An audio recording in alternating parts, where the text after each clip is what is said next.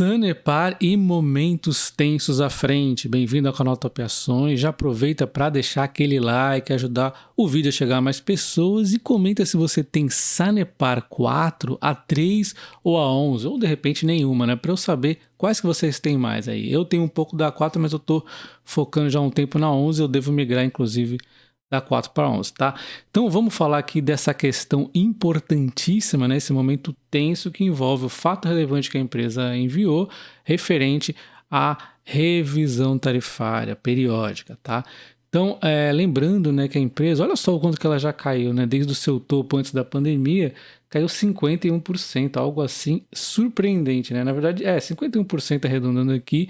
Ela teve a pandemia, despencou, se recuperou e logo em seguida começou a cair com a crise hídrica. A crise hídrica parecia que ia melhorar, deu essa subida e aí ela começou a despencar, né, com a questão da Agepar. Essa queda aqui toda foi por conta da Agepar, tá? E aí depois ela até estava ameaçando lateralizar, dar uma subidinha, aí veio a questão hídrica piorando novamente, ela começa a ficar pressionada por questão hídrica e ainda memórias da Agepar no passado, né?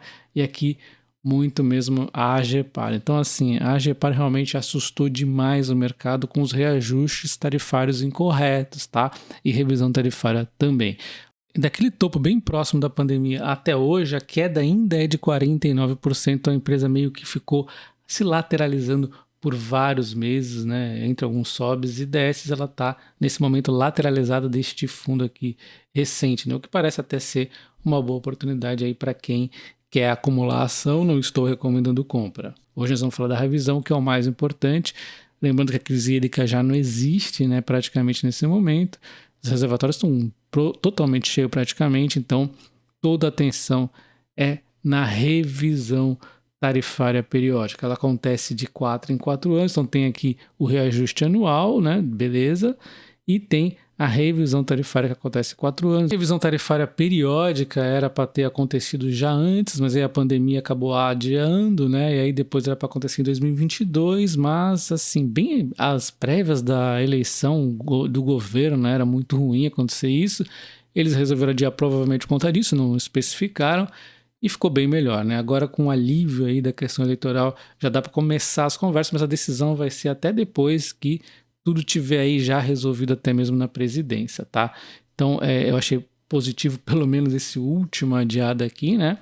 E aí a gente vai ter então, relembrando aqui que ela foi dividida, né? Essa revisão tarifária periódica, ela acabou sendo dividida em 2 fases, o que não é normal, né? Ela foi feita a primeira fase, né? Aqui em maio de 2021 passou a valer, e tem a segunda fase que leva bastante medo aí do mercado, inclusive podendo ser negativa, tá? Então nós temos aqui o fato relevante que atualiza a base de ativos regulatória da Sanepar e tudo envolve a base de ativos regulatória. Em outros vídeos eu já expliquei e detalhei aí o que é a revisão tarifária periódica, também falei do reajuste, tá? O que vai compor aí o reajuste, né? E tudo mais aí, tem os ativos a parcela A, B, a X, tem um monte de coisa, tá?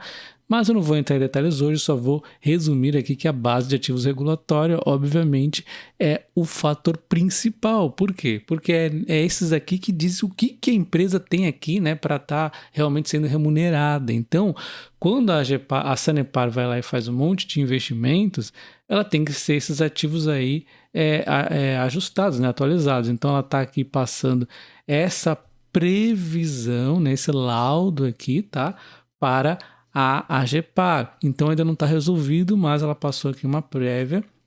Já existia uma tensão inicial nessa prévia, mas parece aqui estar bem aí justa, tá? Então a gente vai ver agora se a Agepar não vai começar a inventar moda, cortar coisa que não é para cortar. Vamos relembrar lá como era o caso da XP e dar uma olhada nesse número aqui que está bastante coerente, tá?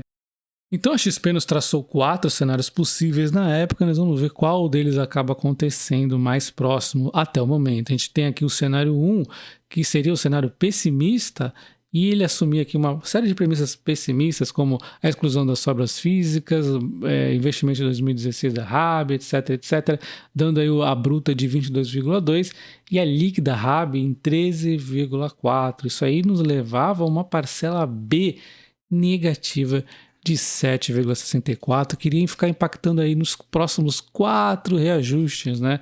E o reajuste tarifário negativo de 3,61. A gente vê aqui a parcela B, né? Ela é bastante importante, né? Do componente regulatório. Então, ela ficando negativa nisso tudo seria terrível, né? E o reajuste tarifário também negativo. A gente viu o que acontece com a Copasa, que aconteceu, né? Como foi ruim, e na Sanepar seria pior ainda nesse cenário 1 aqui. Não é o que deve acontecer, porque aqui nós temos aqui a líquida, a gente pode ver, né, 13,4, ela está dando 15,16, 22,2 a bruto, então está distante, não vai dar esse cenário aqui, tá? Dadas as premissas atuais, né? Nós temos aqui o cenário 2, que é o cenário otimista, e ele assume aqui a base de ativos das sobras físicas, os investimentos realizados em 2016 em diante, né? Aquele parte de 2020 a 2017, tudo aí dando bonitinho, nos daria então uma parcela B mais positiva de 1,6 e um aumento tarifário global de 5,63, tá? Então, um cenário muito bom, que também parece não acontecer. A gente vê a RAB líquida 16,9, não é o que está acontecendo aqui, 15,6, e a bruta 27,2 também está bem abaixo aqui, tá? Então, não, vai acabar não dando mesmo, algumas premissas não foram tão boas, não foram tão ajustadas até o momento, e nós temos o cenário 3, né, que é o mais próximo possível aqui que nós temos, onde eles assumem assumem a inclusão da base das sobras físicas, assumem os investimentos de 2017 a 2020, tá? Embora eles tenham aplicado aqui um corte, né, uma glosa de 20% no investimento de 2016, enfim, chega aí uma bruta de 26,5 e uma líquida de 16,2, dando uma parcela B de 0,04, tá? E um aumento tarifário global de 4%. A gente vê aqui, ó, 16,2 e 26,5 é o que está mais próximo, 16,2 e 26. O bruto ficou um pouco distante, mas o líquido aqui está bem próximo.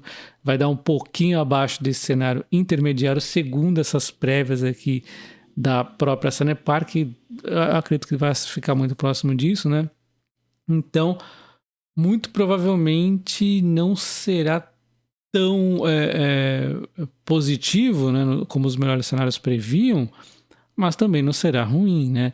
Lembrando que uma parte já foi dada aqui, né, positiva no reajuste tarifário, então o ruim seria se viesse aí, imagina, no primeiro cenário da XP, bem negativo, né? Mas o cenário que a XP assumiu, e muito provavelmente várias outras corretoras foram mais ou menos por essa linha, foi o cenário intermediário 2 aqui, que é mais ou menos um pessimista, né?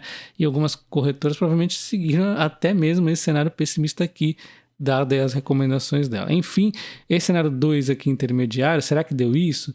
Ele também assume aqui os investimentos de 2017 a 2020, né? Mais uma glosa de 20%, e acaba dando então uma RAB de 23,4 e 14,4 aqui na líquida, tá? A gente vê aqui, ó, 14,4 tá um pouco distante também, então não deu aqui o cenário 4, tá? Então o que nos resta entender é que ficou entre o cenário intermediário 1 e o cenário intermediário 2, né? Então assim, foi bem mediano, né? Ficou mais próximo do 1 aqui, mas não foi um cenário assim otimista, mas assim, como o mercado ele bate pra caramba, o mercado provavelmente ele faz as contas aqui, mas ele acaba pensando nesse aqui. É por isso que a ação vem caindo tanto. Então, se realmente dá esse cenário, vamos chamar assim, entre 3 e 4, intermediário, tá excelente, tá? No meu entendimento. Agora precisa ver também se a Agepar vai fechar com essas contas aí, enviadas previamente agora pela Sanepar, beleza?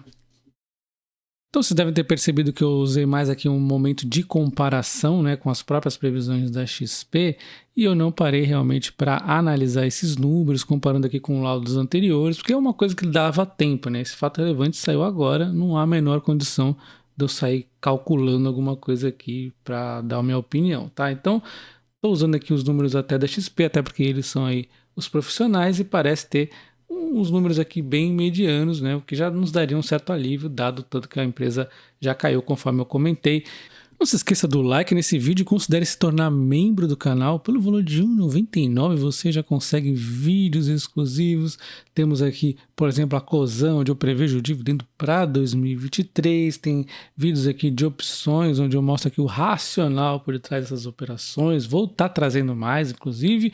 Tem aqui questões de bancos que ninguém acaba falando aí no YouTube normal. Você tem também corretagem gratuita na BTG Pactual, a corretora a qual eu migrei. E se você quer ainda colaborar um pouco mais, você pega um nível maior, você tem até planilhas aí de preço teto que eu mando aí para vocês, beleza? Então deixa o like, comentário aí, um abraço, até o próximo, valeu!